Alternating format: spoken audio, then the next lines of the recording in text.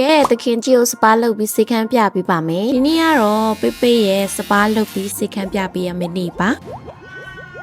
ဒီနေ့သူပါလောက်ခံမှမသိသေးတယ်။အောင်ကလေးရဲ့ရုပ်ပါ။အောင်6ကိုလည်းသူ့ခြေထောက်နဲ့သူဝင်သွားပါတယ်။ကြောင်ကြီးတကောင်မိပါပြီ။မောင်မောင်ပိတ်ကတော့ကားပေါ်ရောက်ရင်အရန်ငိန်တဲ့ကြောင်လေးပါ။နောက်တစ်မျိုးကတော့အရန်လဲဆက်စုပါတယ်။စီခန်းရောက်ပေမဲ့လည်းသူအလုံးမပြတ်ပါဘူး။နောက်ဆုံးမှာကုကန်ကြမကိုတီးသွားပေမဲ့လည်းဆီယာမရဲ့လက်ထဲရောက်သွားပါတယ်။စိတ်ကောင်းရဲ့ကောင်ကလေးရဲ့ရုပ်ကိုလည်းကြည့်ကြပါဦး။ဆရာလက်ထဲရောက်တော့ဟန်ဆောင်ပြီးငိန်နေပေးပါတယ်။ပထမဆုံးအနေနဲ့ခြေသေးနဲ့လက်သေးညက်ပြီးဖြစ်တယ်။ဒီမှာတင်2ယောက်ကုတ်ခံလိုက်ရပါတယ်။ပြီးတော့အမွှေးရိပ်ပေးပါတယ်။ဗီဒီယိုထဲမှာငိန်တယ်ထင်ရပေမဲ့စိတ်ခန်းတစ်ခုလုံးတန်ရရအောင်မောင်ပိတကောင်တောင်းချမ်းခဲ့ပါတယ်။နောက်ဆုံးမှာတော့ရေချိုးပါပြီးအရန်ကိုဖြူစင်နေတဲ့ရုပ်ကလေးကိုကြည့်လိုက်ကြပါအောင်။ဒီနေ့မောင်ပိတ်ကို Drawing Pad Grooming and Clinic မှာလုပ်ပေးဖြစ်ပါတယ်။ Clinic လေးကတော့တန်တရှင်းရှင်းလေးနဲ့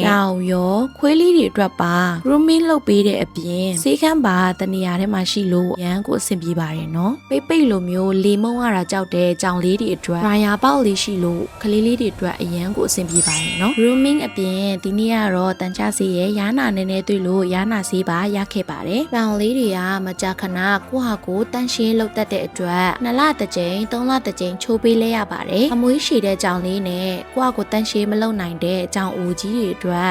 တစ်ကြိမ်တော့ချိုးပေးသင့်ပါတယ်နော်။လေးခန့်ပို့ပေးတာနဲ့ပတ်သက်ပြီးသိချင်တာရှိရင် comment မှာမေးခဲ့လို့ရပါတယ်နော်။မောင်ပိတ်လည်းတက်တက်ရှင်းရှင်းနဲ့အိမ်နေပါပြီ။နောက်ဗီဒီယိုမှာပြန်တွေ့ကြမယ်နော်။ Bye bye